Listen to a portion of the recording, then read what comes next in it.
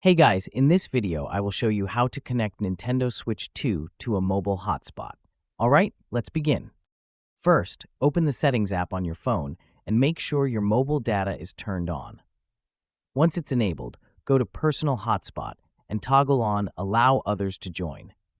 You can also set a Wi-Fi password here. Remember this password because you'll need it to connect your Nintendo Switch 2. Now, on your Nintendo Switch 2, open System Settings from the Home menu. Scroll down to Internet, then go to Internet Settings. Your console will start searching for available networks. Wait a few seconds, and you should see your phone's hotspot listed either under Saved Networks or Networks Found. Select your phone's name from the list, then choose Connect to this network. When prompted, enter the password you set earlier on your phone.